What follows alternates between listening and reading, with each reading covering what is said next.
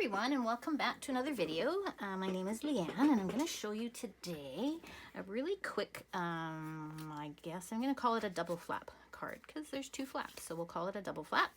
And if you're new to stamping and you don't know how to mask, I'm going to show how to mask in this card as well. So here's the pieces that I'll be using. I'm going to use Old Olive. This is going to be my card base, and it's just 8.5 by 5.5. And I'm going to take the inside is just going to be Whisper White, and it is 4 inches by 5.25 inches. And I am going to cut a piece off here at the end. I'll show you that in a minute. So I've got some designer paper. This is from Poinsettia.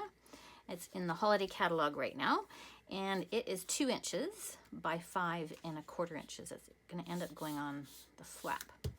And then this is my other flap, and it is 4 inches by 3.75 of an inch, and then it's scored along this 3/4 of an inch side on this side, right side, and then that gives you a 4 by 3 basically that you're going to put your other piece of Whisper White. That's going to be 3.75 by 2.75.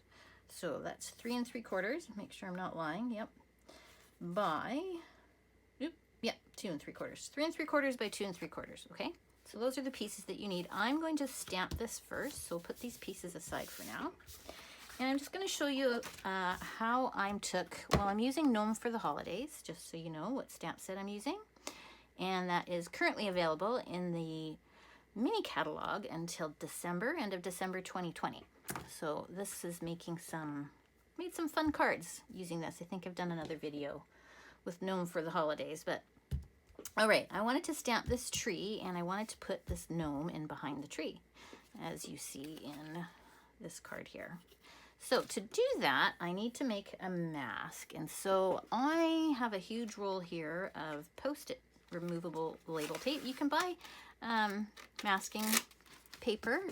I like this. I use it for everything. The only thing I don't like about this is you have to use StazOn when you stamp on it, because it doesn't seem to be very porous. It doesn't absorb the ink very well. So let's make a mask. Stamp this with StazOn. So this is a permanent ink that I'm using, and solvent based, by the way. Okay, so it does stain badly, so I'm going to get my stamp cleaner, quickly get that ink off, just like that. And then I don't stain my rubber. All right, and then come in with a cleaning pad. I'm just going to clean that off. Good enough. Put that off to the side. Now, I want my gnome to peek out over this side of the tree. That is the left side for me. So I will pick this up, and I'm just going to trim off really close. In fact, is right on the edge if you can get to it. Just trim this side of the tree. And then we're going to use this as our mask. This is a really fun, easy technique, and it makes your stamps go a lot further than just stamping, I don't know, regularly with them, I guess. So just like that. I'm not going to worry too much about the tree because his beard goes here, and you can't really tell the difference between the beard and the pieces of grass that come out. So, all right, do that. And so now I have my masking tape. So I'm going to take some regular Memento ink, and I'll take the tree stump back, and we will stamp. Now, hopefully I don't get my head in the way, as I kind of want to be up as high as I can without cutting the tree off. Let me see. Perfect. Okay. So give that a few seconds here. Dry, blow on it. Now we're going to take the masking tape, and we're going to put it right over top. If I get my head in the way, I apologize. I have to kind of see what I'm doing there. All right. Just like that. Now bring in the gnome and your Memento ink again. Stamp him up. And this is so much fun. I like masking. Okay, I don't want his foot to show, and I want his nose to peek out. So hopefully, if I do this right, I will get him And then I want his hat down there. So let's kind of put him down here. Ooh, I hope I got his nose. Did I get his nose? There we go. And then gently peel this off. Isn't that cute? There he is, peeking out behind the tree. All right, I used quite a few colors coloring this. I'm not going to color it for you right now because that would just take too long, but I will tell you the colors that I used here are cinnamon cider and gray, slate gray, real red, old olive, crumb cake, and what color was that again? Seaside Spray. That was the color I used on that. So those are the colors. I'm not going to color it now. It just takes far too long. I also colored a little lady gnome, and I cut her out and colored that as well. And then she goes over here once the tree is colored and then stamped with the holly jolly everything that you see in here. So here's the one I colored. Is it? No, it's not. It's not the one I colored. Here's the one I colored. There we go. All right, so I'm gonna mount that to my real red that I've scored at 3 1/4, okay? And I should get my bone folder, get a good crease on this. So nice crease, just like that. I'm gonna bring this guy over top, give him a quick,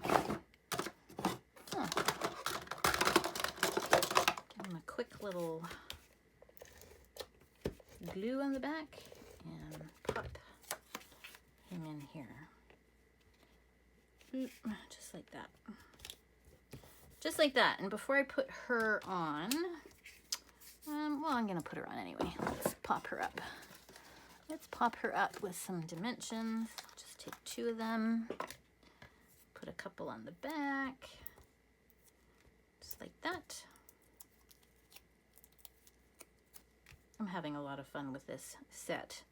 Holly jolly. So cute. Okay, just like that. So take the inside piece now to your card. This is the 4 1/4. 4 inches by 4 1/4. And slide that little flap over top here so it's about even. I didn't measure. I just, you know, if it looks good, it looks good. All right, turn it over and grab your tape runner and stick that down. Just like that, okay? So that is your one of your flaps. Okay, so here is the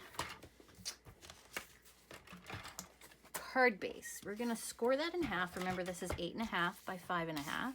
So on the 8 1/2 side, score it at 4 1/4.